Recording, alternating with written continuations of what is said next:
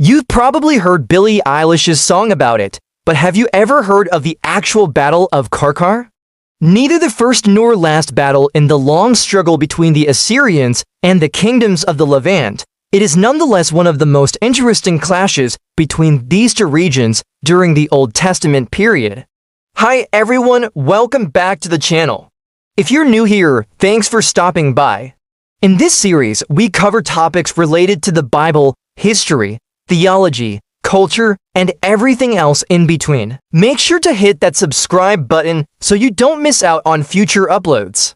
And if you enjoy what we do, consider supporting us through donations. Today, let's talk about the Battle of Qarqar. In a time long past, when great empires clashed for supremacy in the ancient Near East, one of the most significant battles in history took place on the banks of the Orontes River, where the allied forces of Syrian, Phoenician, Israelite, and other kingdoms faced the colossal army of Assyria under King Shalmaneser III. The battle, later known as the Battle of Qarqar, was a pivotal moment in the struggle between the great powers of the era, representing a bold challenge to Assyrian dominance, which had seemed invincible. Assyria was at the peak of its power. Its borders stretched from the Zagros Mountains in the east to the Mediterranean Sea in the west. None could stand against the Assyrian war machine, backed by a disciplined army and deadly chariots. Yet, Shalmaneser III's ambition to expand his kingdom drove him westward, where the smaller kingdoms realized their fate would be either resistance or submission. The threat loomed large, casting a shadow over the region that stretched from the Euphrates to the Nile. The danger was clear and the response was swift. The smaller states, sensing the impending doom, united in an unprecedented alliance. At the forefront stood Hadadezer of Damascus, known in Assyrian texts as Hadadezer or Ben-Hadad, a ruler who understood that alone, he could not withstand the Assyrian advance. He reached out to former rivals, forging strategic alliances that defied the long-standing enmities of the region. Among those who answered the call were Ahab of Israel, Irulani of Hamath, and the king of Byblos, along with forces from Ammon, Aram, and Ashkelon. This coalition was unprecedented at the time, bringing former rivals together under one banner to face a common enemy. Shalmaneser III marched his vast army, equipped with the latest weapons and gear, and clashed with the allied forces near the Qarqar River. The location now lost to history, but once a vital waterway, was a testament to the challenges posed by Assyria's western campaign. Yet, despite the odds stacked against them, the diverse forces assembled there were ready to stand their ground. The Syrian cavalry, renowned for its skill and daring, charged into the fray alongside the well-disciplined infantry of the Phoenician kingdom. From these ranks stepped some of the most iconic figures of the era, like Jehu, son of Hanani, immortalized in the Bible for his prophetic mission. Then there were the Israelites, led by King Ahab, whose troops were famed for their ferocity in battle. Ahab was no stranger to warfare, having already secured victories against the Syrians in previous engagements. Finally, from the mountain kingdom of Hamath came Tashan, a warrior queen who rallied her people, forming an alliance with the king of Byblos that defied the regional rivalries of the time. The coalition was a melting pot of cultures, each side bringing its own tactics, strategies, and fervor to the mix. Theirs was a unity forged in the fires of adversity, united against the common threat posed by the mighty Assyrian Empire under the ambitious King Shalmaneser III. The Assyrian army, a force of nature, descended upon the allied ranks, unleashing a wave of destruction that left its mark on the course of history. As the dust settled on the battlefield, the true cost of the clash became evident. Victory was not as complete as Shalmaneser III had proclaimed. In the annals of the Middle East, few rulers cast as long a shadow as Shalmaneser III, whose reign marked a golden age for the Assyrian Empire. But even his legendary status cannot diminish the impact of the Battle of Qarqar, where he faced a coalition of kingdoms led by none other than Ben-Hadad III of Syria and Ahab of Israel.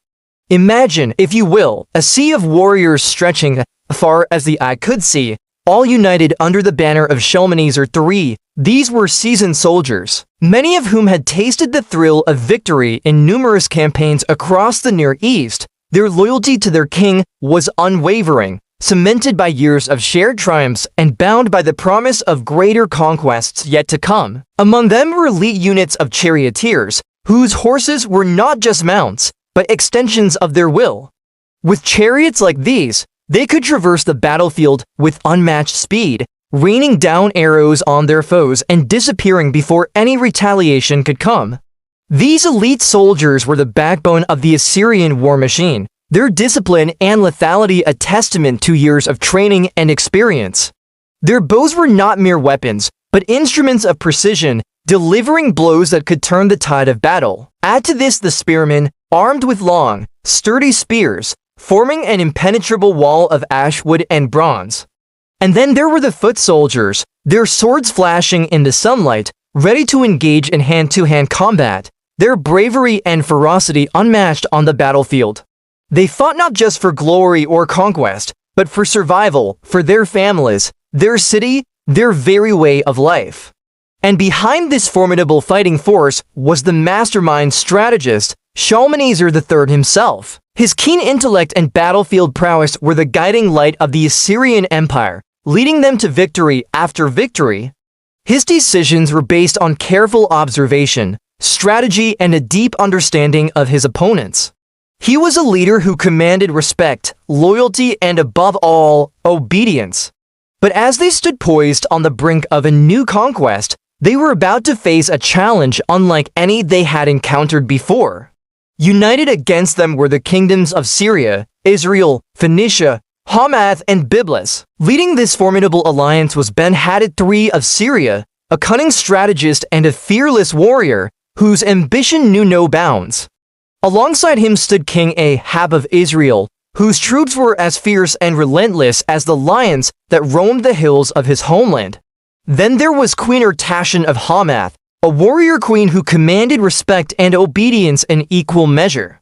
Her strategic brilliance and military prowess were a force to be reckoned with. The odds were stacked high, the stakes even higher. This was more than just another battle. It was a test of wills, a clash of ideologies, a fight for survival. As the sun rose over the battlefield of Qarqar, it shone on a spectacle of unmatched proportions. On one side stood the mighty Assyrian army, a colossus of war machine ready to crush all opposition. Opposite them were the diverse forces of Syria, Israel, Phoenicia, Hamath, and Byblos, a coalition forged in the fires of adversity, united against the common threat posed by the Assyrians. What ensued was a spectacle of unparalleled intensity, a clash of arms that echoed across the ancient Near East. The air was thick with the sounds of battle, the clash of steel on steel, the roar of men and horses, the cries of the wounded and the fallen. The ground trembled beneath the weight of thousands of marching feet, the rhythm of war pounding a primal beat on the earth. The battlefield became a whirlwind of activity, a chaotic dance of death and destruction. Chariots thundered across the field, their wheels churning up the dust, their whips cracking as they urged their steeds to even greater speed. Spears flew through the air, finding their marks with deadly accuracy, transfixing horses and men alike. Swords clashed as warriors engaged in fierce hand-to-hand combat, their blades singing a deadly song of war. Shields were raised, deflecting blows, absorbing the fury of the attack, offering their bearers a brief respite from the onslaught. In the midst of this maelstrom of violence stood leaders like Shalmaneser III, Ben-Hadad III, Ahab, and Tashin, their presence commanding attention amid the chaos. Yet as the day wore on, the tide of battle began to shift. The allies, though outnumbered, fought with the desperation of cornered animals, their determination fueling their strength. Against them, the Assyrian army, though formidable, began to suffer casualties, their ranks thinning with every passing moment. The outcome of the battle hung in the balance, a knife-edge affair that could go either way. But as the sun began its descent, casting long shadows over the battlefield, the tide turned decisively. The Assyrian forces, despite their earlier dominance, were ultimately overwhelmed by the sheer tenacity and unity of their adversaries. The coalition led by Ben-Hadad III and Ahab secured a hard-fought victory, proving that even the mighty Assyrian Empire was not invincible. News of this stunning victory spread like wildfire across the ancient Near East, carrying with it the echoes of defiance and courage. For the smaller kingdoms of the region, it was a beacon of hope, a testament to the power of unity against a common enemy. Yet, the tale does not end here. The ramifications of this battle were far-reaching, shaping the political and military landscape of the ancient Near East in ways that few could have predicted. The defeat at Qarqar forced Shalmaneser III to reevaluate his strategies, to learn from his mistakes and adapt. It was a setback, yes, but it was not a deterrent. He would go on to lead his empire to new heights, his campaigns pushing the boundaries of his dominion even further. The spirit of Qarqar lived on in the annals of history, a reminder that even the mightiest empires were not immune to defeat, and that the spirit of unity and perseverance could overcome seemingly insurmountable odds. But let's get back to the topic at hand. Shalmaneser III, undeterred by the setbacks, continued to campaign in the region for decades, gradually subjugating the rebellious kingdoms and incorporating them into his vast empire. While the Battle of Qarqar remains a pivotal moment in the history of the ancient Near East, it was not the final chapter in the story of Assyrian dominance.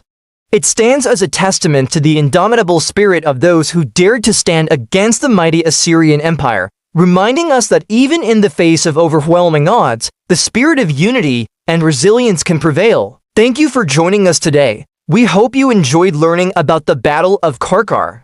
If you want to learn more about the Assyrians, we recommend checking out our series on this subject. Thank you again for watching, and we hope to see you back for more videos soon. This is a story about 11 kings who came together, each with his own ambitions and fears. They fought alongside one another in a grand alliance that changed the fate of their world. Their enemies were the Sacagawea people, powerful and fierce, led by the great chieftain named Imbruj. The Sacagawea stretched across the land like a storm cloud, threatening the peaceful kingdoms to the north. Their raids knew no bounds, pillaging villages, burning granaries, and carrying away captives. Their next target was the kingdom of Nabat, rich in spices and gold. But standing between them and their goal was King Solomon, shrewd and cunning. He knew he couldn't defeat the Sacagawea head-on, so he hatched a plan. He sent messengers across the land seeking allies against the Sacagawea, calling for a grand assembly of kings at the banks of the river Pishon. Among them was King Asa, whose kingdom lay nestled between the mountains. He was young and ambitious, eager to prove himself, but his kingdom was small and he feared being overshadowed. Then there was King Balaam, wise and cautious, who ruled over a kingdom known for its vast wealth. His advisors urged him to stay out of the conflict, but something in his heart stirred, a sense of duty or perhaps a desire for more. Next came King Abijah, whose kingdom lay along the coast. He was a warrior king, his name striking fear into the hearts of his enemies, but his strength was waning, his soldiers growing weary of endless battles. Then there was King Jehoshaphat, pious and devout, who ruled with justice and fairness. His kingdom was prosperous, but now he faced a test of his faith, a call to defend the righteous. These 5 kings, along with 6 others, each with their own reasons for joining the alliance, arrived at the river Pishon. The kings assembled. They were an imposing sight, each adorned in fine garments, their faces stern with determination. There were Asa and Balaam, Abijah and Jehoshaphat, along with 6 other kings, their combined might making them a force to be reckoned with. As they stood together, a shared purpose bound them, setting aside their differences, at least for now. A treaty was drawn up, a pact of mutual support and defense. They pledged to stand together against the Sacagawea, promising aid in times of need. With the treaty sealed, the kings prepared for action. They divided the tasks among them, each contributing what they could.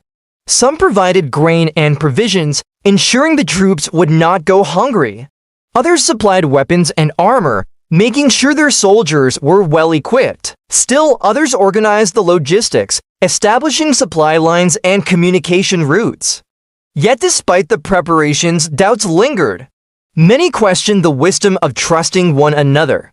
After all, they had spent years as rivals, locked in a struggle for power. Could they truly set aside their differences and work together? Only time would tell.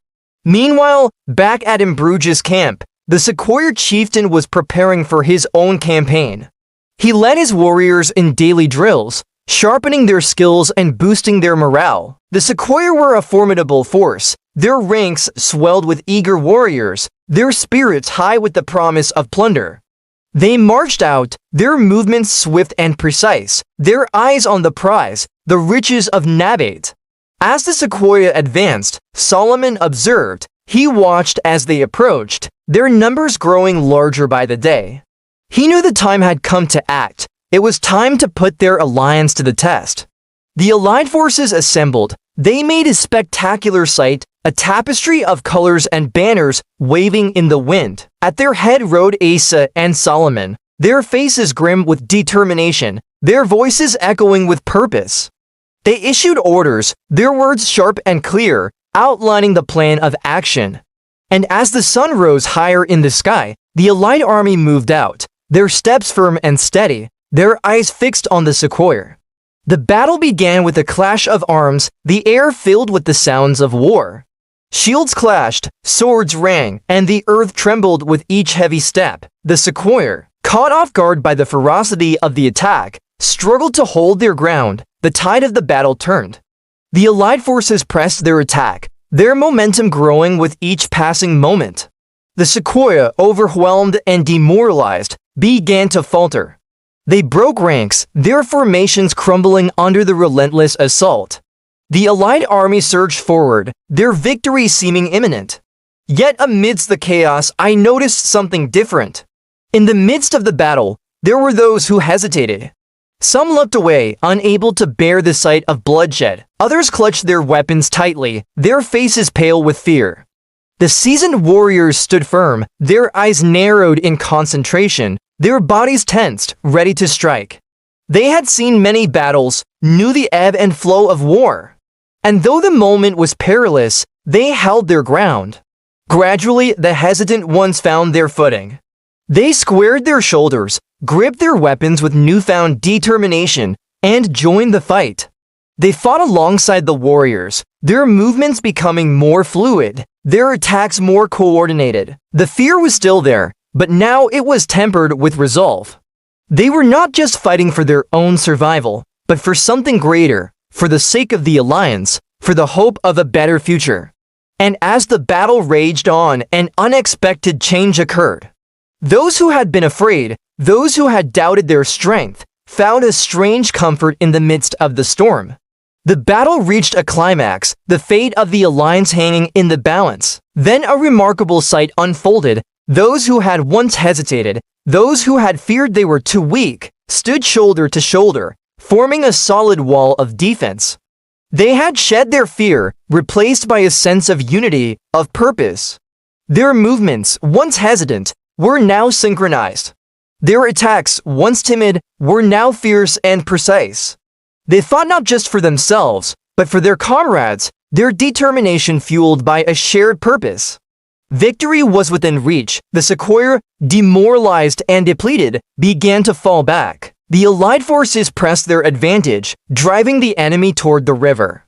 The Sequoia, trapped and desperate, made a final stand, but it was futile. One by one, they fell, their resistance crumbling before the onslaught. Finally, Imbruge himself fell, his cries echoing across the battlefield. The Sequoia fled, their army shattered, their spirit broken. The allied forces, victorious, stood amidst the ruins of the battle, their breaths heavy, their muscles aching, but their spirits soaring.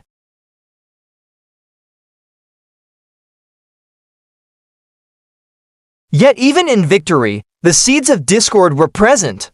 Disagreements arose among the allied kings, each claiming greater shares of the spoils. Tempers flared, accusations were hurled, and the fragile unity threatened to unravel. Just when it seemed the alliance might collapse under the weight of its own ambition, a calm voice rose above the din. It was King Jehoshaphat, his words resonating with wisdom and fairness. He reminded them of the treaty, the pact they had forged in the face of adversity. He spoke of unity, of the strength that lay in their collective effort, not in their individual greed. Jehoshaphat's words hit home, stirring a sense of responsibility in the hearts of the kings. Slowly, the anger subsided, replaced by a dawning realization. Yes, they had triumphed together, and that victory was greater than any individual claim. An agreement was reached dividing the spoils fairly. Ensuring no one felt cheated, the atmosphere, though tense, began to ease. Understanding dawned, replacing some of the animosity.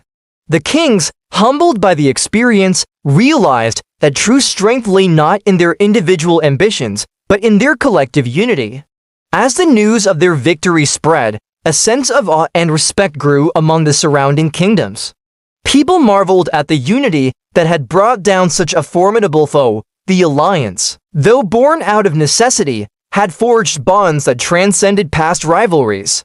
The story of the 11 kings became a legend, a testament to the strength that lay in unity, the triumph of cooperation over conflict. The 9th century BC was a turbulent time for the Levant as various powers clashed in a struggle for dominance. Amid this chaos, the Battle of Qarqar emerged as a pivotal moment, uniting an unlikely alliance of Syrian and Canaanite kingdoms against the tide of Assyrian advance. Leading this coalition were two figures: Hadadezer, king of Aram Damascus, and Ahab, king of Israel, whose kingdoms had previously been locked in a bitter rivalry.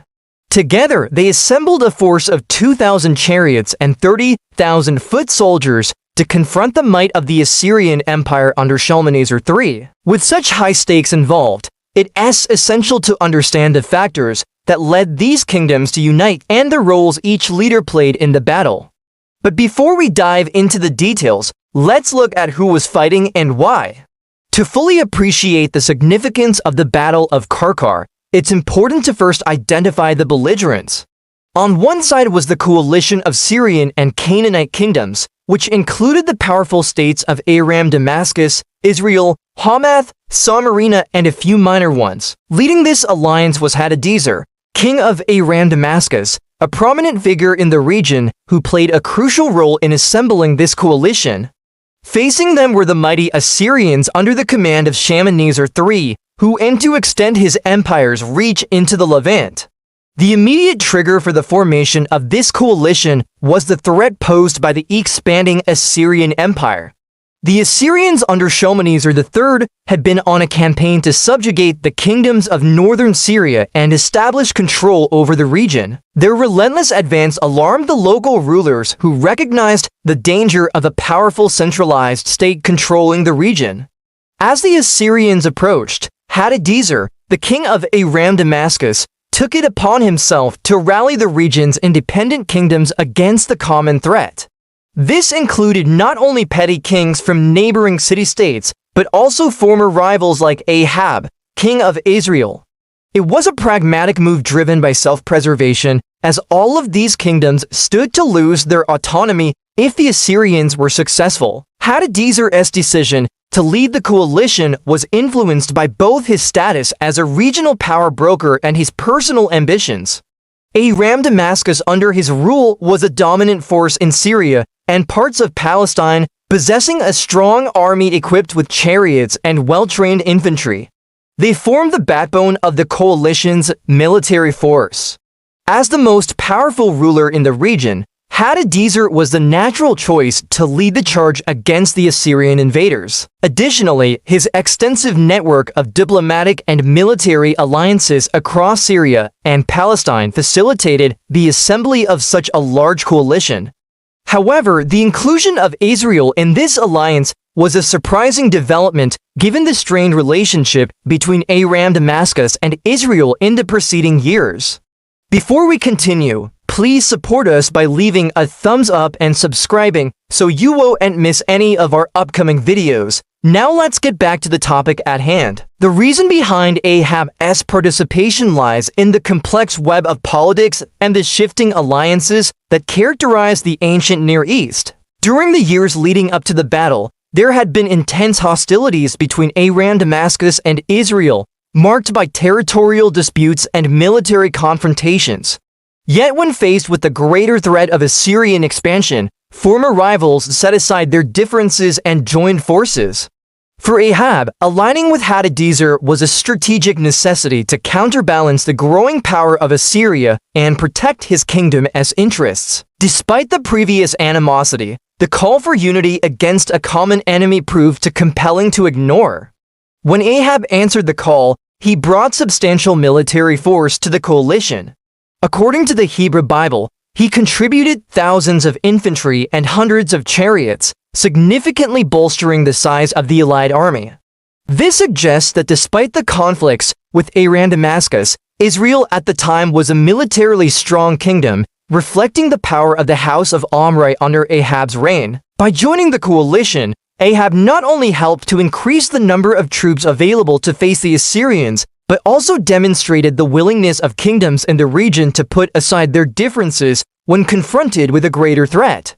With the coalition assembled, the stage was set for a confrontation with Shalmaneser III and his Assyrian forces. As the Assyrians advanced westward, the allied army prepared to meet them in battle.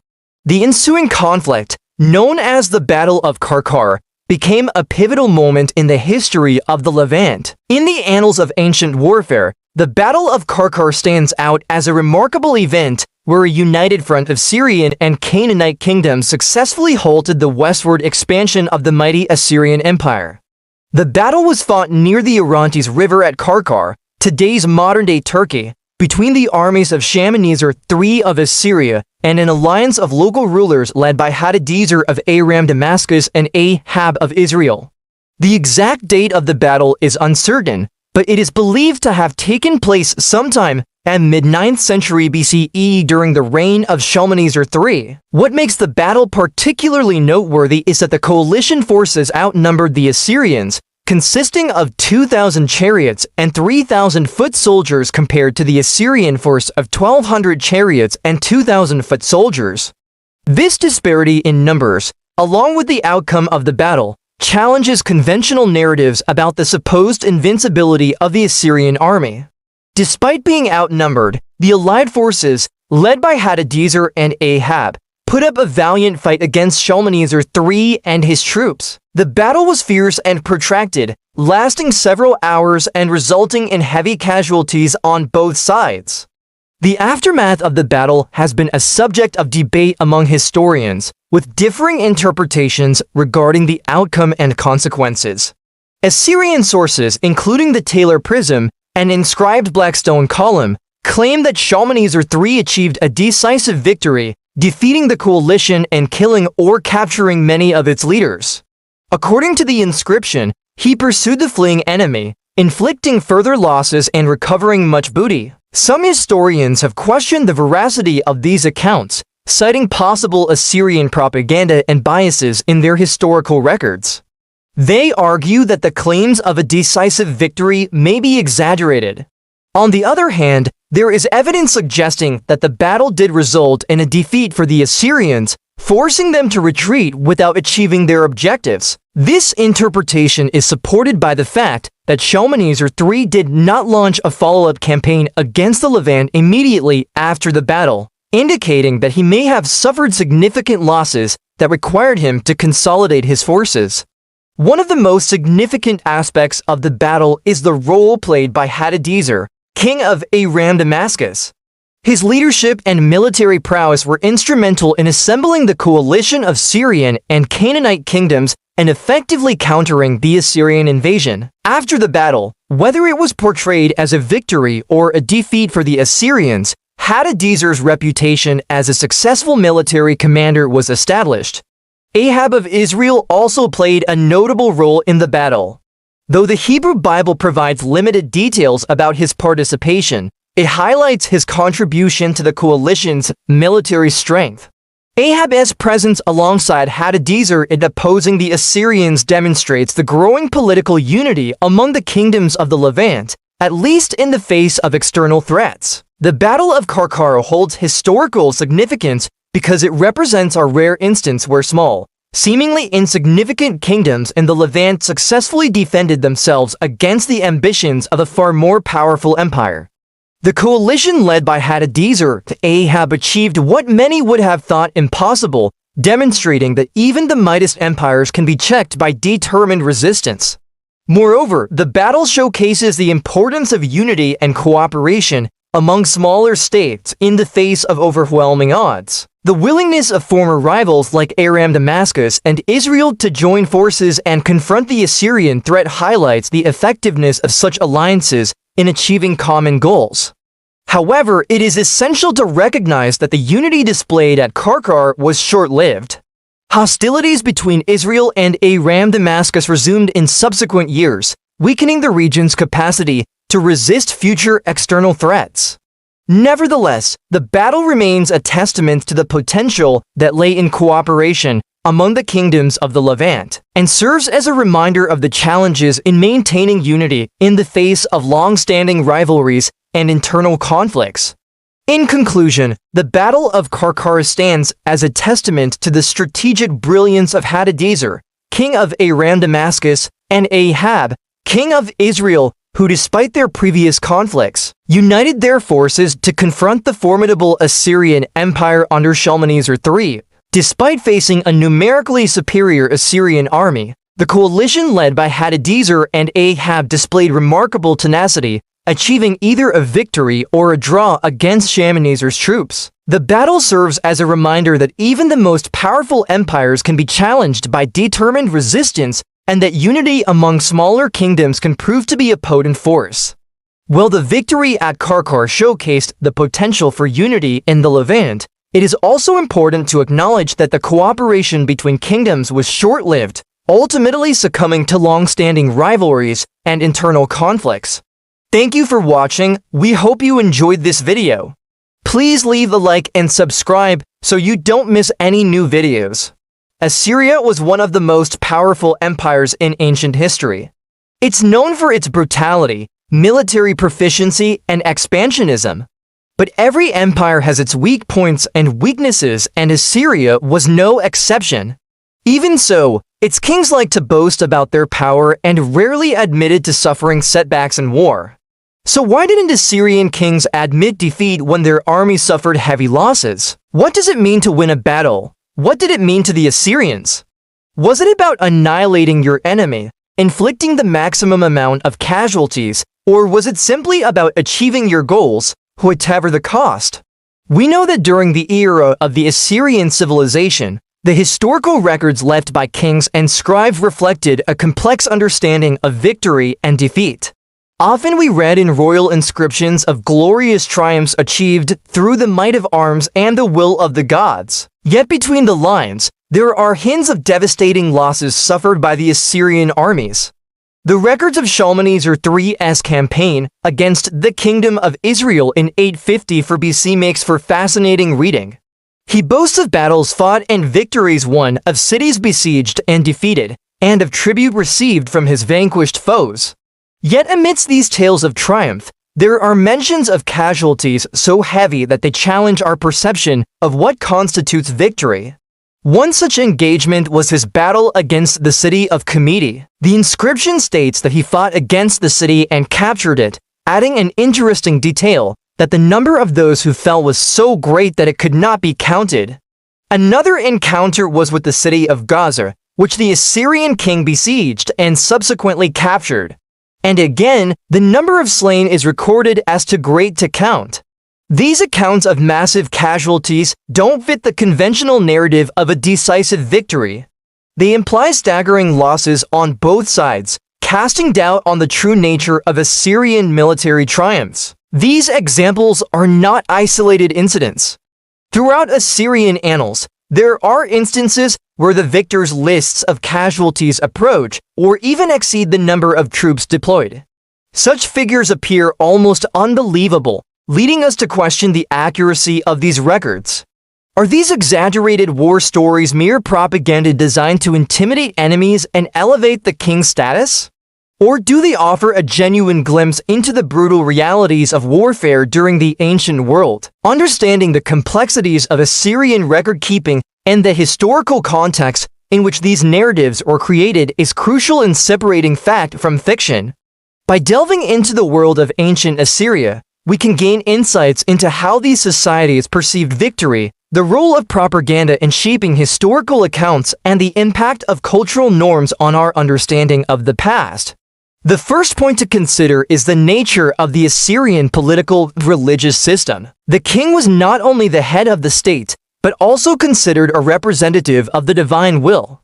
Any admission of defeat or weakness, therefore, could undermine his legitimacy before his people and enemies. Historical records were written not merely as documentation of events, but as propaganda tools to intimidate foes and reinforce the state's prestige. Even in battles where Assyria suffered significant losses, emphasizing the ultimate victory served to demonstrate that the gods stood by the king, and that any sacrifices made were part of a grander divine plan. Furthermore, Assyrian culture exalted strength and resilience, and admitting defeat was considered an unforgivable disgrace. Thus, even when the army endured heavy casualties, the focus remained on the battle's final outcome, whether it was gaining control over a region or forcing the enemy to retreat. What mattered was that the end result favored Assyria, even if the cost was high. In the context of Assyrian culture, the value placed on martial prowess and the king's divine image, it's understandable why admissions of defeat would be rare. For a king to acknowledge defeat would be tantamount to admitting that he had failed in his duty to uphold the prestige of Assyria and its gods.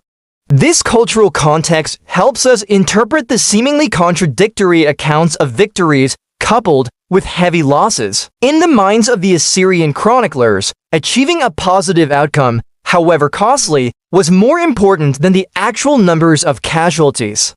But there's another aspect to consider: the purpose of these historical records. They weren't just chronicles of events meant to inform later generations. They were also intended to serve as tools of intimidation and a means of enhancing the king's reputation. The primary objective was to present the king as a powerful and successful ruler in the eyes of both his subjects and potential enemies. Therefore, downplaying defeats or omitting casualty figures that could diminish the king's glory was a matter of political expediency. Some records mention casualties, but they do so in a context that glorifies the soldiers' sacrifices, portraying death in battle as a great honor. For instance, one account describes a soldier who died in battle as having ascended to become the companion of the gods. By framing death in such a manner, the records encourage the soldiers to fight bravely and endure hardship without complaint. The losses were still acknowledged, but they were presented as an integral part of the march toward victory and as an opportunity for individual soldiers to achieve immortality. However, it's essential to recognize that these records weren't static documents. They were crafted over time, often decades after the events they described, and were influenced by various factors, including the political climate, the commissioning authority, and available historical data. The process of recording historical events was not merely a straightforward transcription of facts, but a deliberate construction of narratives. Finally, it's essential to consider the broader context of Assyrian history. Assyria was not a monolithic empire, but a collection of states that shared common cultural traits, but differed in their political structures and ambitions. The Assyrian kings were renowned for their military prowess, and the empire's territorial extent reached its greatest during the Neo-Assyrian period. However, Assyria's history wasn't solely marked by military success. The empire faced numerous challenges, including internal rebellions, external invasions, and periods of decline. Understanding these complexities is crucial when interpreting the records of military engagements. In conclusion, the answer to the question lies in the complexities of the Assyrian political, religious, and cultural landscape. The Assyrian concept of victory extended beyond military annihilation and encompassed achieving one's strategic objectives, even if achieved through heavy losses. The king's divine mandate, the importance of martial excellence, and the practical need to project strength all contributed to the decision to minimize defeats and casualties. The historical records weren't just chronicles, but tools of propaganda designed to glorify the king, intimidate enemies, and preserve the image of a strong and enduring empire. While modern perceptions of victory may be rooted in strategic and numerical considerations, the Assyrian approach offers a valuable window into a different way of understanding success in the ancient world. So what do you think? Did you find this video helpful? Let me know in the comments below, and thanks for watching. In the 9th century BCE, the Assyrians built one of the world's first great empires. Their brutal military tactics and sheer ruthlessness helped them conquer much of the Middle East, but eventually the empire split apart, descended into civil war, and collapsed. Fortunately for us, the library of Ashurbanipal survived the destruction of Nineveh and today houses many artifacts from ancient Assyria. Thanks for watching. If you enjoyed this video, please hit the like button. To subscribe, click the button above. And to help us make even more great content, you can join our community on a crowdfunding platform. Thanks for watching.